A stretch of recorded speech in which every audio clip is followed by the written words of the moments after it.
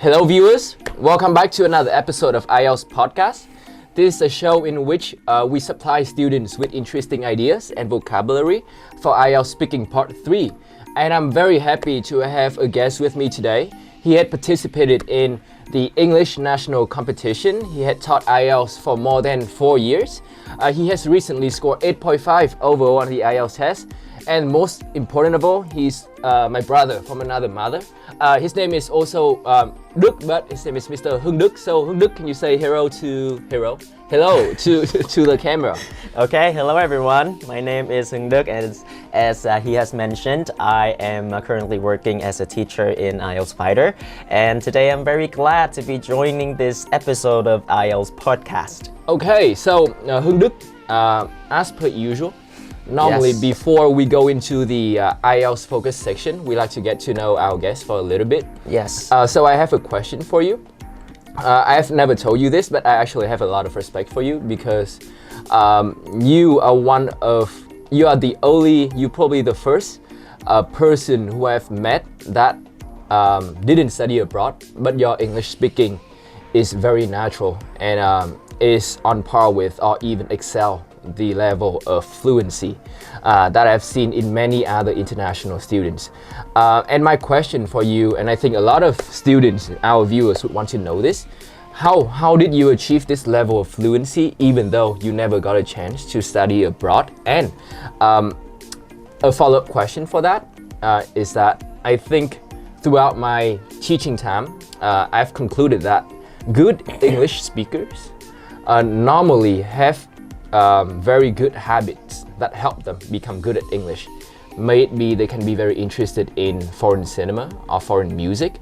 So what habit would you say is foundational in your English learning journey?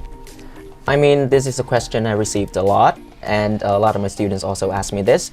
And the key points that I usually give out to them is that to engross themselves in an environment that forces them to use English frequently. Like, for example, like in my case, I had a habit from a very early age to watch shows entirely in English. But there is a thing that I caught on quite early, and I actually understood some of them. But the thing is, if you want to speak English fluently and naturally, you have to think like a foreigner, and you have to understand their culture. So that is why that is the way I learn English. Okay, so you said the stepping stone for you to be where you are today in terms of your English fluency is that you started watching English speaking TV shows from a very young age. Which show in particular would you say? Okay, so first of all, shout out to Disney Channel for kids my age who had the opportunity to have access to such great shows. I remember that during those times, every afternoon at 6 o'clock, I would have a chance to watch short movies. My childhood was comprised of Mulan and High School Musical, so of course it was a very great channel for me to practice my English. And another one would be National Discovery Channel. I don't know if a lot of people are like me, but I find it very interesting to observe the natural world. So yes, so I think the key is, I've always told my students that you should try to find contents that suit your interests, because I think you learn a foreign language better when you are not too tense, when you feel rather relaxed. Yeah, I think you should learn English objectively. I mean, by different sources. When you're not trying to study, that's when you really study. Okay, so let's jump into the IELTS portion. Yes. For today. So I know that you just retook your IELTS exam and scored 8.5 overall, which is a very respectable score for IELTS, right? Yes. So I think for today, it is very appropriate for us to try to tackle questions that you got asked when you went and took your IELTS exam about 2 months ago? Yeah, I think a month ago. I took the test on the 26th of September, I guess. Okay, so viewers, these are questions from this quarter. Okay, so as per usual, we will start with part 2 questions before we jump in and provide you guys with ideas and vocabulary for part 3. Okay, so yeah, part 2 is kind of like a segue to lead into part 3.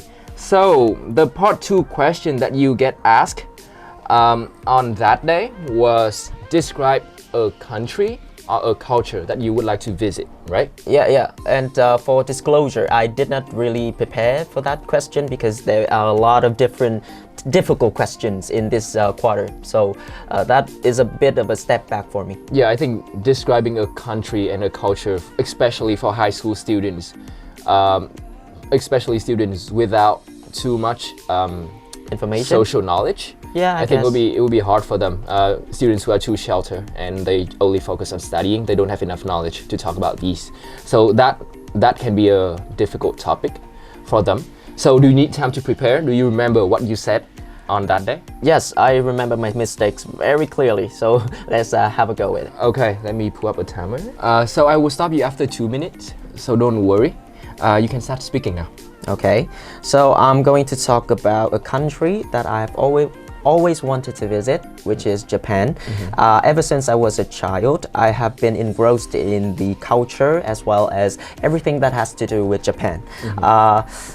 Well, the first thing that comes to my mind when I talk about Japan, it is culture, especially the samurai spirit. Many of you have heard, probably have heard about the tradition of self-sectomy, meaning the suicidal ritual when a Japanese person fell at something, and that really talks at length about the nobility of the Japanese. And another thing that captures my interest is the cuisine of Japan. I have a fancy for all types of food, but one that triumphs all is sushi. Well, sushi is technically is comprised of raw fish and rice. But the taste is very exquisite and you really cannot describe it with, well, mere words. Well, so in the future, I think next year, I will plan a trip to visit Japan personally. Well, it would be the first time I have ever went on a plane as well, and that is something I really look forward to. I'm thinking about taking the sauna, the outside sauna, especially during the winter months. You can have an experience that is beyond your wildest dream. Taking a hot bath when there's snow falling. Well, that is something I extremely looked up to. So that is a country that I really like, and I have intention on visiting it as soon as possible. Okay, wow, perfect. That was 1 minute and 50 seconds. So I'm sure that meet the criteria in terms of time limit and length for IELTS speaking part 2. So viewers, before we jump into part 3, I think our guest today used a bunch of very I would just say good vocabulary in your speech. So let's talk about that a little bit before we jump into part 3 questions, okay? Okay, so the first word you said that I thought was very good was you said I was engrossed with Japanese culture. Yeah. Right? Is that what you said? Yeah, I said that. Can you elaborate on the meaning of the word engrossed? Actually, I really like the word engrossed. It doesn't really show a specific type of meaning. Rather than passionate about something, you want to be engrossed into something, which means that you are completely in the environment. Okay. So it shows more meaning. So like immerse? Yeah, it kind of means like immerse. So do you think for students who is trying to use this word in their speaking, just use it as a replacement for to be passionate about? To some extent, yes, but there are some limitations behind the usage of this word. Like for some instances, it might not be appropriate. Okay, what instance, for example?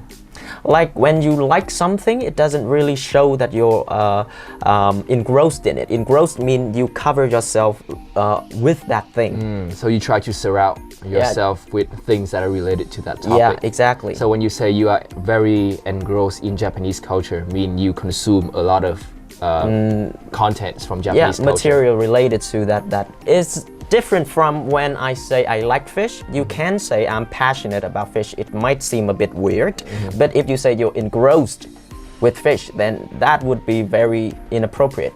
Okay, so yes, engrossed into is the first word.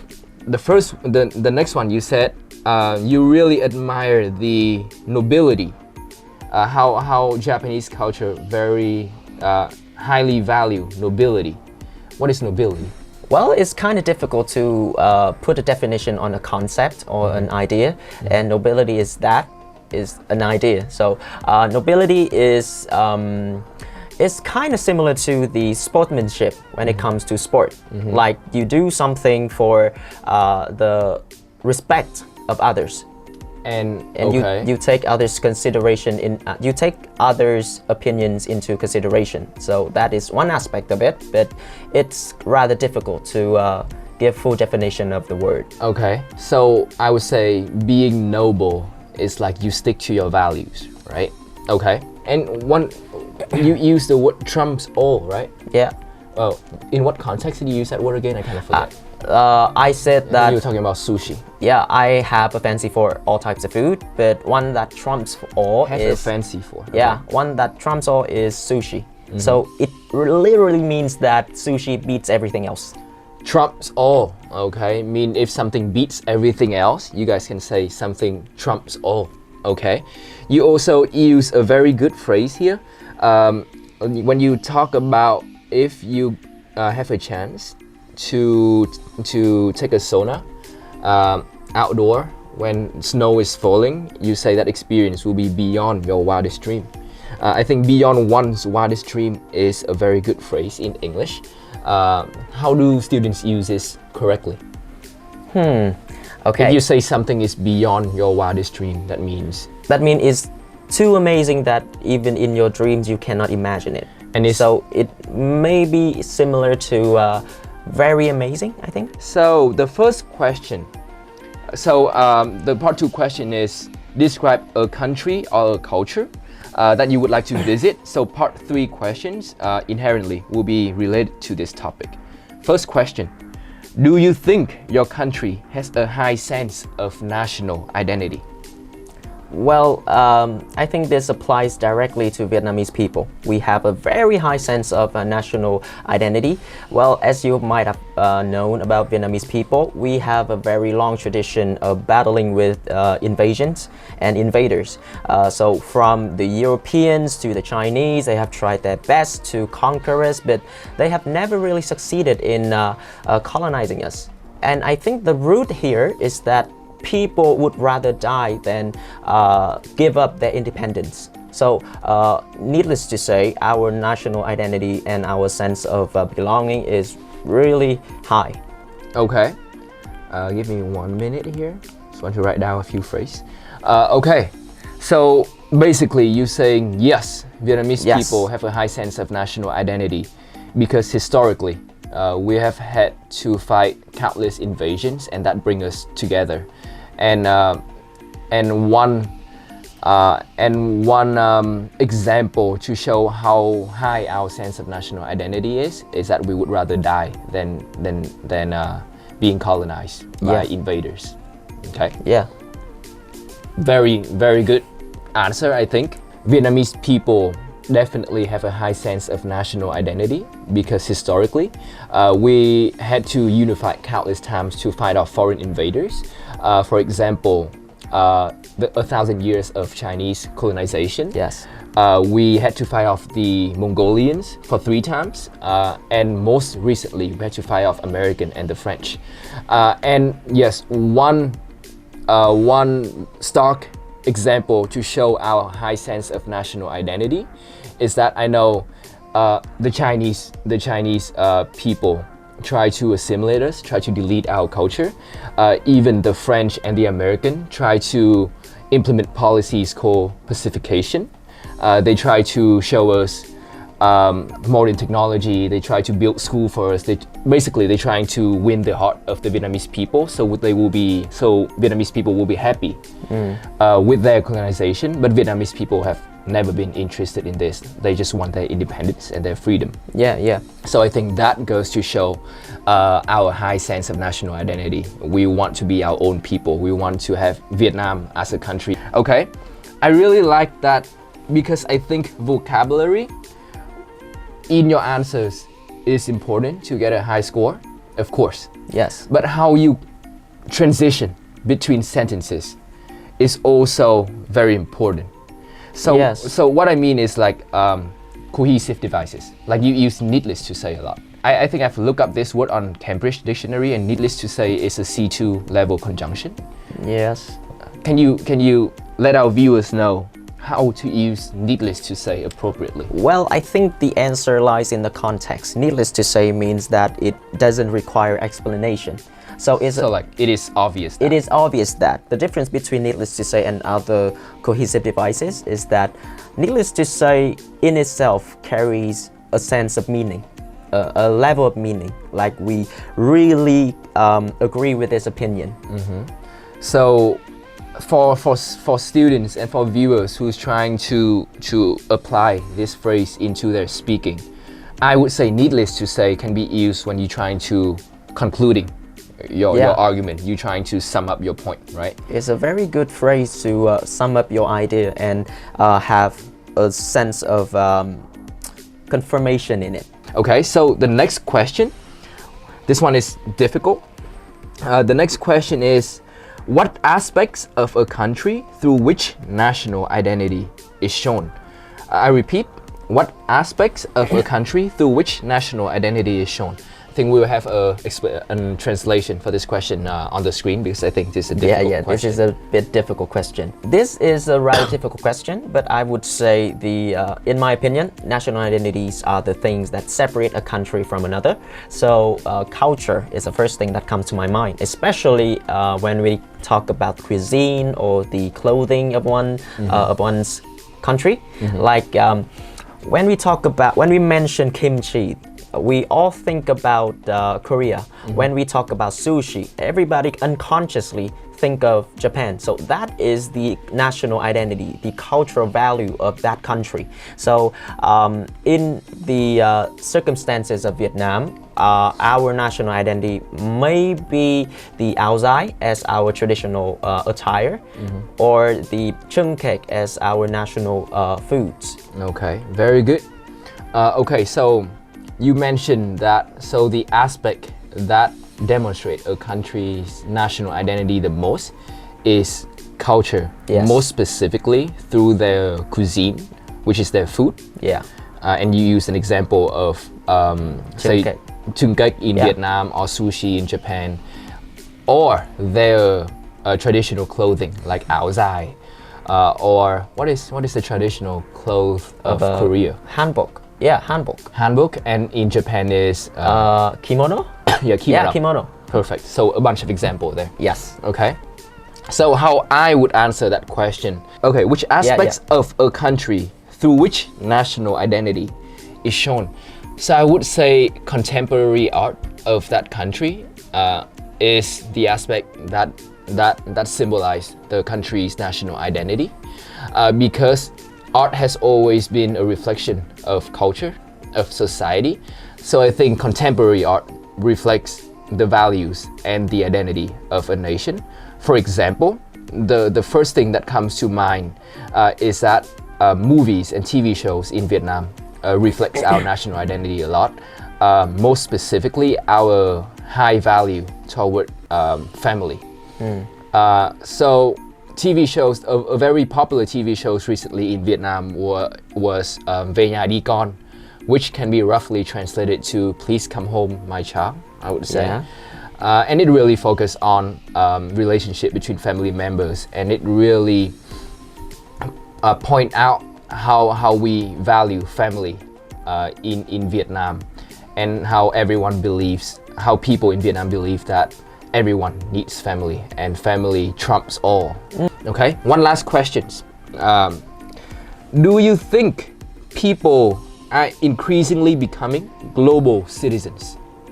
Well, this is a very interesting topic.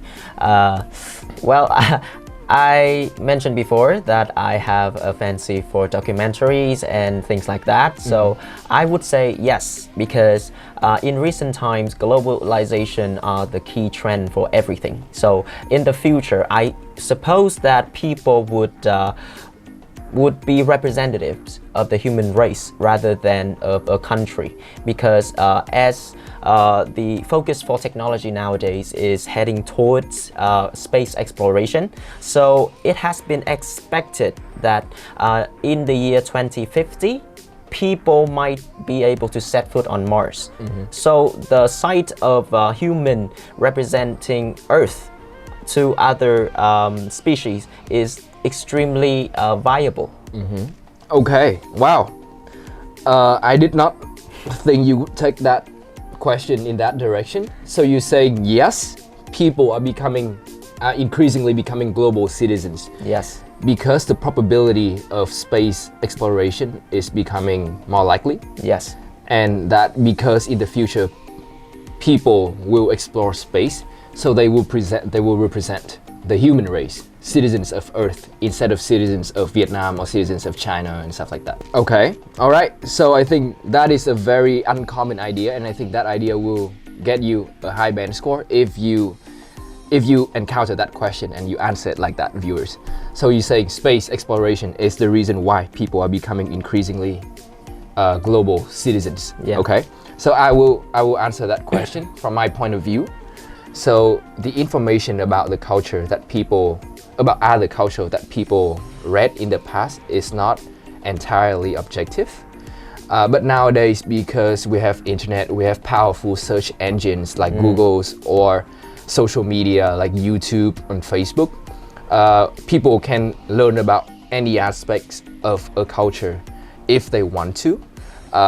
As long as they are willing to. The internet is kind of like an encyclopedia at the moment. You can literally search for any type of information that you want, and you can even have visuals like videos, travel vlogs to see other countries from the comfort of your own home. Yeah.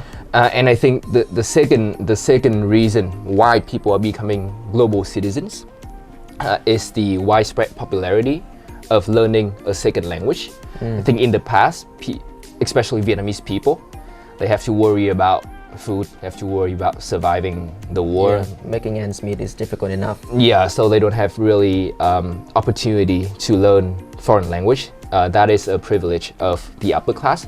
But nowadays, everyone realizes the importance of learning a foreign language. And with a foreign language, you can read documents, you can read contents about other cultures yourself, and you can form your own opinions without relying on without looking at other culture through the lens of another person like in the past.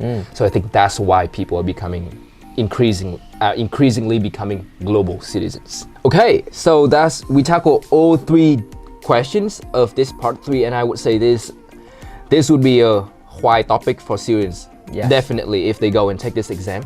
Okay, so that's it for today's video. Today we tackle a very difficult topic, and I hope that the vocabulary and the ideas that we share with you guys today will be of use for you when you go and take your actual IELTS exam. As usual, if you have any questions that you want us to tackle or to answer in future episodes of IELTS Fighter podcast, please comment below. Okay, please give us a like and a thumbs up, a like and a subscribe if to show your support, and it really means a lot to me to know that you guys think these videos are useful, so I will have more motivation to find more amazing guests like today, and to come up with more ideas for you guys. Okay, all right, that's it for today. See you guys in the next episode. Bye. Goodbye.